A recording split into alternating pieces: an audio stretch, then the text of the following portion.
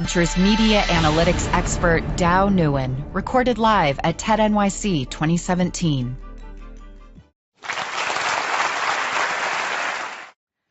Last year, some BuzzFeed employees were scheming to prank their boss, Ze Frank, on his birthday. They decided to put a family of baby goats in his office. Now, BuzzFeed had recently signed on to the Facebook Live experiment, and so naturally, we decided to live stream the whole event on the internet to capture the moment when Ze would walk in and discover livestock in his office. We thought the whole thing would last maybe 10 minutes, and a few hundred company employees would log in for the inside joke. But what happened? Ze kept on getting delayed. He went to get a drink. He was called to a meeting. The meeting ran long. He went to the bathroom. More and more people started logging in to watch the goats. By the time Ze walked in, more than 30 minutes later, 90,000 viewers were watching the live stream. Now, our team had a lot of discussion about this video and why it was so successful. It wasn't the biggest live video that we had done to date. The biggest one that we had done involved a fountain of cheese. But it had performed so much better than we had expected. What was it about the goats in the office that we didn't anticipate? Now, a reasonable person could have any number of hypotheses. Maybe people love baby animals. Maybe people love office pranks. Maybe people love stories about their bosses or birthday surprises. But our team wasn't really thinking about what the video was about. We were thinking about what the people watching the video were thinking and feeling. We read some of the 82,000 comments that were made during the video, and we hypothesized that they were excited because they were participating in the shared anticipation of something that was about to happen. They were part of a community just for an instant, and it made them happy. So we decided that we need to test this hypothesis. What could we do to test this very same thing? The following week, armed with the additional knowledge that food videos are very popular, we dressed two people in hazmat suits and wrapped rubber bands around a watermelon until it exploded.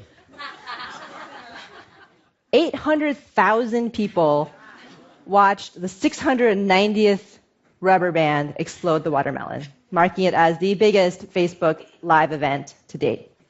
The question I get most frequently is, how do you make something go viral? The question itself is misplaced. It's not about the something. It's about what the people doing the something, reading or watching, what are they thinking? Now, most media companies, when they think about metadata, they think about subjects or formats. It's about goats. It's about office pranks. It's about food. It's a list or a video or a quiz. It's 2,000 words long. It's 15 minutes long. It has 23 embedded tweets or 15 images. Now, that kind of metadata is mildly interesting, but it doesn't actually get at what really matters. What if, instead of tagging what articles or videos are about, what if we asked, how is it helping our users do a real job in their lives? Last year, we started a project to formally categorize our content in this way. We called it cultural cartography. It formalized an informal practice that we've had for a really long time. Don't just think about the subject matter, think also about, and in fact primarily about, the job that your content is doing for the reader or the viewer. Let me show you the map that we have today.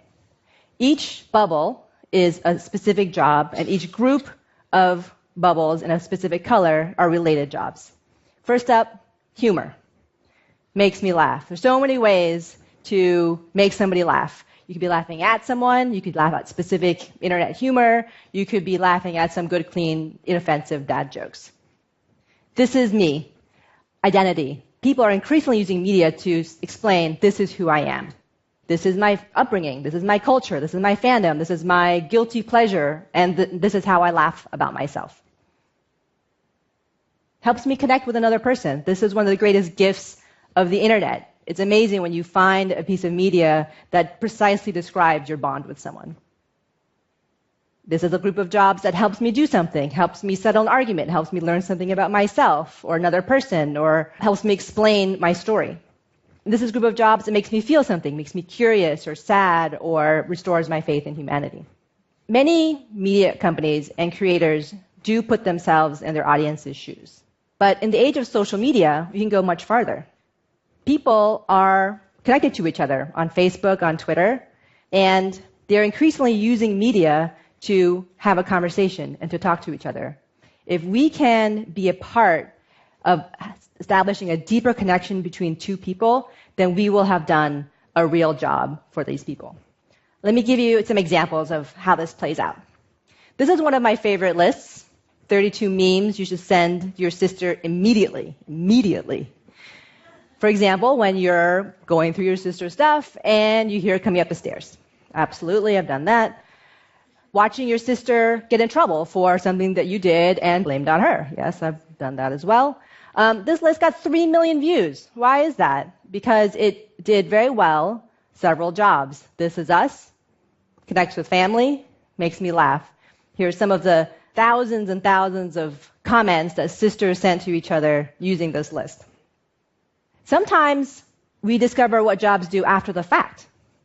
This quiz, pick an outfit and we'll guess your exact age and height, went very viral. 10 million views. 10 million views. I mean, did we actually determine the exact age and height of 10 million people? That's incredible. It's incredible. In fact, we didn't. Turns out that this quiz went extremely viral among a group of 55 and up women who were surprised and delighted that BuzzFeed determined that they were 28 and 5'9". They put me at 34 years younger and 7 inches taller. I dress for comfort, do not give a damn what anyone says. Age is a state of mind. This quiz was successful not because it was accurate, but because it allowed these ladies to do a very important job, the humble brag. Now, we can even apply this framework to recipes and food. Now, a recipe's normal job is to tell you what to make for dinner or for lunch. And this is how you would normally brainstorm for a recipe. You figure out what ingredients you want to use, what recipe that makes, and then maybe you slap a job on at the end to sell it. But what if we flipped it around and thought about the job first? So one brainstorming session involved the job of bonding. So could we make a recipe that brought people together? This is not a normal brainstorming process at a food publisher. So we know that people like to bake together, and we know that people like to do challenges together. So we decided to come up with a recipe that involved those two things, and we challenged ourselves, could we get people to say, hey, BFF, let's see if we can do this together. The resulting video was the fudgiest brownies ever video. It was enormously successful in every metric possible, 70 million views. And people said the exact things that we were going after. Hey, Colette, we need to make these. Are you up for a challenge? Game on. It did the job that it set out to do, which was to bring people together over baking and chocolate. I am really excited about the potential for this project. When we talk about this framework with our content creators, they instantly get it, no matter what beat they cover, what country they're in, or what language they speak. So cultural cartography has helped us massively scale our workforce training. When we talk about this project in this framework with advertisers and brands, they also instantly get it, because advertisers, in ways more often than media companies, understand how important it is to understand the job that their products are doing for customers. But the reason I'm the most excited about this project is because it changes the relationship between media and data.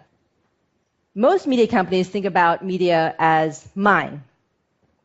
How many fans do I have? How many followers have I gained? How many views have I gotten? How many unique IDs do I have in my data warehouse? But that misses the true value of data, which is that it's yours. If we can capture in data what really matters to you, and if we can understand more the role that our work plays in your actual life, the better content we can create for you and the better that we can reach you. Who are you? How did you get there? Where are you going? What do you care about? What can you teach us? That's cultural cartography. Thank you. For more TED Talks, go to TED.com.